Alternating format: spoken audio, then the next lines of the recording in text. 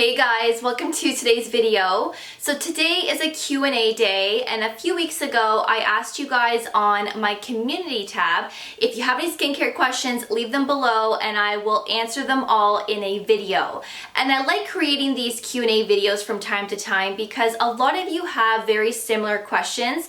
So if you ever want to learn more about skincare, or you want to see if I've answered a question that you are perhaps wondering about, then you can come to these types of videos and hopefully I will have the answer for you. So we're going to get right into it, but before we do, if you could please like this video, subscribe, and ring that notification bell.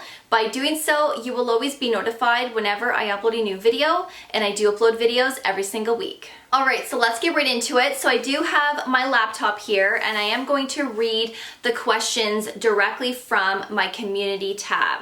So the first question that I have here is, how do you know when to upgrade your retinol percentage?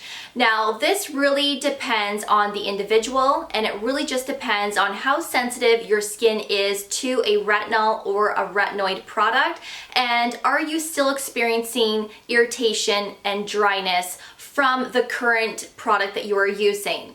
If you are not, and you're using your retinol product every night, you are not experiencing any dryness or irritation, then that is an indication that your skin has become accustomed to that retinol percentage, and now you can go to the next step and use a higher percentage. And this is the safest way to use a retinol product and gradually work your way up to the highest percent.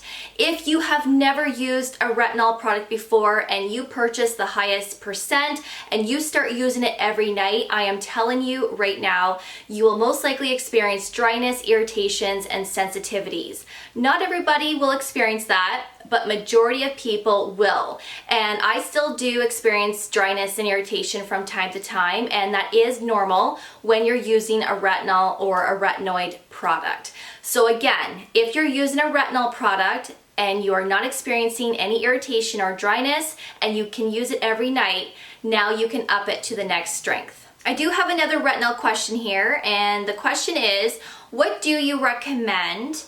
I think she meant to say, when do you recommend to start a retinol?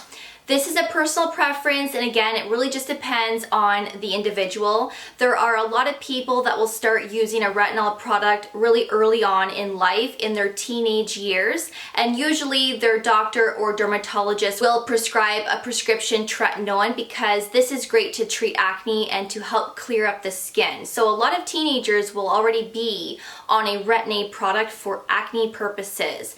But if you are looking for preventative and you're starting to notice some fine lines, then I would say your mid-20s to your early 30s is a great time to start introducing a retinol or a retinoid product in your skincare routine.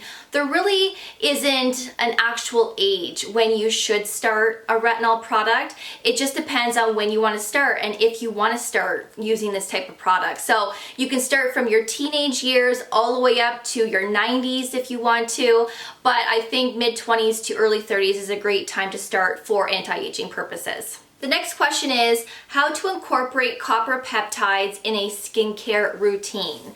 So whether you're using a copper peptide from another skincare brand or you're using the ordinary buffet plus copper peptides, you can use these every day, twice a day if you really wanted to. You just need to be cautious on what you pair this with, because the copper ions can actually degrade and conflict with a lot of ingredients. So you don't want to be combining your copper peptides with direct acids like exfoliating acids, glycolic, lactic acid, for example. You can pair copper peptides with a hyaluronic acid because that is not an exfoliating acid. It's a humectant. So those two are safe to use together. You also don't want to be using copper peptides with vitamin C, especially pure forms of vitamin C like L-ascorbic acid.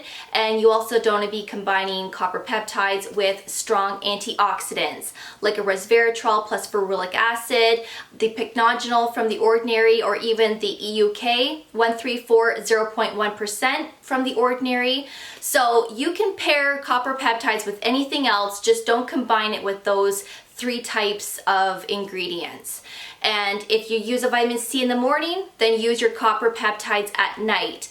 And maybe you might have to create 2 nighttime routines and alternate your nights so that you can still incorporate your acids, but then you can also still incorporate your copper peptides on an every other night basis. So you just have to look at your skincare products and see what you want to use in your skincare routine. And if you have to create 2 or 3 different nighttime routines, then that is okay as well. How and when to incorporate the ordinary lactic acid 10% in my routine? Can I use it in the morning after my vitamin C? Now, I've always told you guys to keep your direct acids in the evening because acids can make your skin more sensitive to the sun on the best of days, even if you're using these in the evening. But if you decide to use your acids in the morning, then of course, this is gonna make your skin even more sensitive to the sun, even if you're wearing a sunscreen. So you do need to be careful using your direct acids in the morning, but a lot of people do, especially if you can't use the acids at night. Now, when it comes to lactic acid in your vitamin C, I personally wouldn't use the 2 together because this pairing can be very harsh and irritating on the skin. So I always like to keep my vitamin C in the morning and my acids in the evening. But I know that there are some people that will use their vitamin C and their lactic acid together, and that is okay, I guess, if you're not experiencing any irritation or dryness. But you need to make sure that you are wearing a sunscreen on an everyday basis, at least an SPF 30 or higher, and make sure that you are reapplying your sunscreen throughout the day just to be sure that your skin is well protected from the sun. But after you've cleansed your skin, I would say apply the ordinary lactic acid first because the consistency is pretty watery. And then of course afterwards I would then go in with the vitamin C. But if it was up to me, I would keep them separate, keep the vitamin C in the morning and the lactic acid at night. The next question is, do you recommend the sunscreen from The Ordinary? And yes, I would recommend that sunscreen. I think it's lovely, especially if you are somebody that wears makeup. I did review this product, I believe last year, or it could have been late 2019. I will leave that video below for you as well as up here. I do demo it in the video, so you will see how it applies to my skin. The only downfall with The Ordinary sunscreen is that it does leave a white purpley cast to your skin. And I have pretty fair skin, and you will see in my video I have a purple white cast, and that does not go away until you wash your face again. It stays like that. So if you don't wear makeup, don't purchase that sunscreen because it's not going to be a pretty look. If you do wear foundation, I would recommend it because once you put your foundation or your CC cream on top, that white cast does go away. But the sunscreen also acts as an amazing makeup primer, and your makeup stays in place all day long. That was one thing that I absolutely loved about The Ordinary sunscreen, is that it's a great makeup primer. And it's also a great formulation as well, but again, the white cast is crazy, and you'll know what I mean when you check out my video. But yes, if you wear makeup, I would recommend you picking up the sunscreen from The Ordinary. The next question that I have here is, which oil from The Ordinary is best for oily skin? Now, if it was up to me, I would say marula oil, because the texture of marula oil is very thin and it's not greasy either. So this will actually sit very nice on oily skin. This oil is great for all skin types, but especially if you have oily skin, I would definitely say pick up the marula oil. What drugstore cruelty-free cleanser would you recommend for normal to oily skin? I would definitely pick up the Versed gel cleanser. That one is great for all skin types, but gel cleansers are great for oily skin, so that's what I would say to pick up. The next question I have here is, what are the products you think work best for anti-aging, and does higher price play a role in seeing better results? So I'm going to start with the expense of products. Expensive doesn't always mean better. It doesn't mean that the products are going to perform any better than an affordable skincare brand. Sure, there are a lot of high-end skincare brands like SkinCeuticals, like Obagi, that do perform really well on the skin, and they are at a higher price tag. some brands are worth the money, but it doesn't necessarily mean that these will perform better than more affordable skincare brands. It really just depends on the ingredients, where they're situated in the ingredient list, and what are the percentages of the ingredients that you are interested in incorporating in your skincare routine. And that really is how you would determine what you want to spend on a skincare product. It really just depends on the ingredients and where they are in the ingredient list. You can spend a lot of money on a product and you're really just paying for the packaging, so you really just need to really do your research on what you want to incorporate in your skincare routine. But affordable can sometimes be just as good, if not better. Now, the first question you asked are, what are the products you think work best for anti-aging? Not too long ago, I did upload a video on the best ingredients to incorporate for anti-aging. Sunscreen is definitely the number one before retinol. Sunscreen is very important. This should be used every single day to prevent premature aging, of course, hyperpigmentation, skin cancer, and all of that other stuff that we don't want on our skin. But a retinol, a vitamin C, a sunscreen, and if you want to incorporate an antioxidant, I would definitely say resveratrol plus ferulic acid. I would say that would be the four that are the gold standard ones to pick from. The next question is, what is the best routine for over 50s using the Ordinary skincare products? So I am going to insert a morning and a night routine here, and I think these are great products to start with considering you are in your 50s.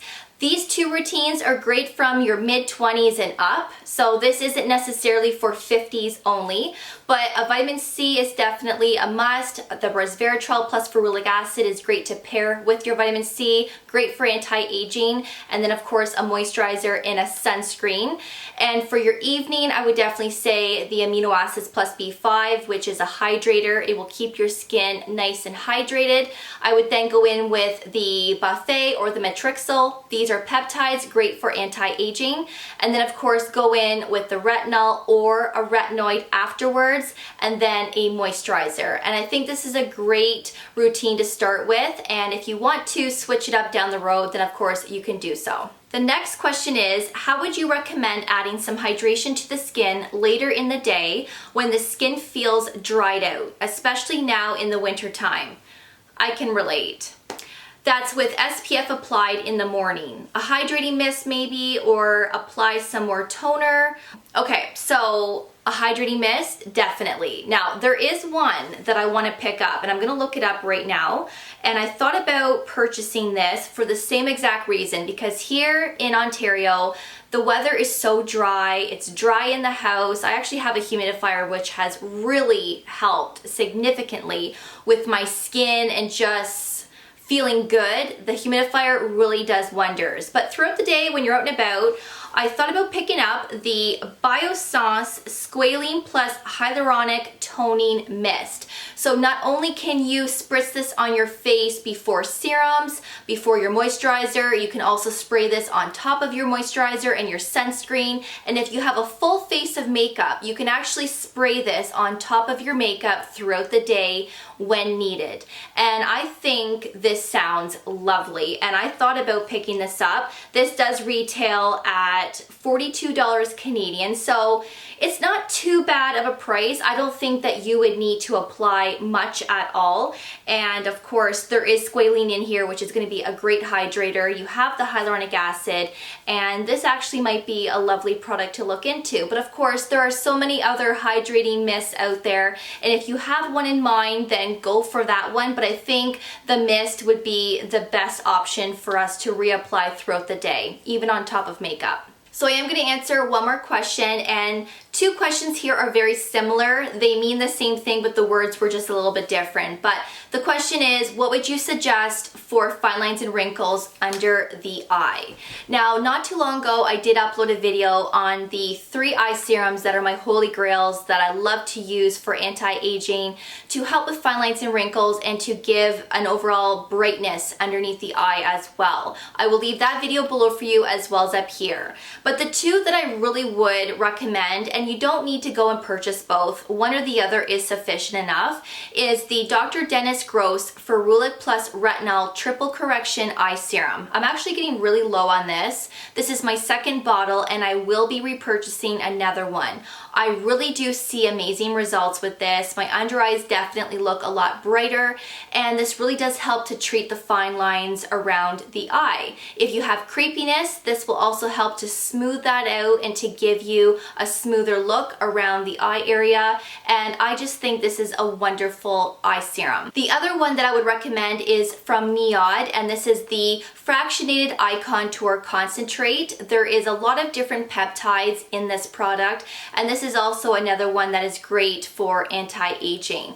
I personally like the Dr. Dennis Gross a little bit more because number one, I've been using it the longest and I've seen some amazing results with this already. This one, if you use this consistently every day, you will see results, but I think that if you want something that will provide you with quicker results, especially if you want to be really consistent, I would say the Dr. Dennis Gross would be the one that I would go with. It's a little bit pricier, but I honestly do think it's worth the money. And if you are somebody that gets amelia from time to time, the Dr. Dennis Gross will really help to prevent those from forming. And if you do have one on your eye, this will help to eliminate it down the road. It will take time, but it will eliminate it. So these are the two eye serums that I would recommend. I do have a vitamin C eye serum that I like to use in the morning, but I would say either the Niod or the Dr. Dennis Gross for sure for fine lines and wrinkles. So that is today's Q&A. I really hope that you found it helpful and I was able to answer your question in detail.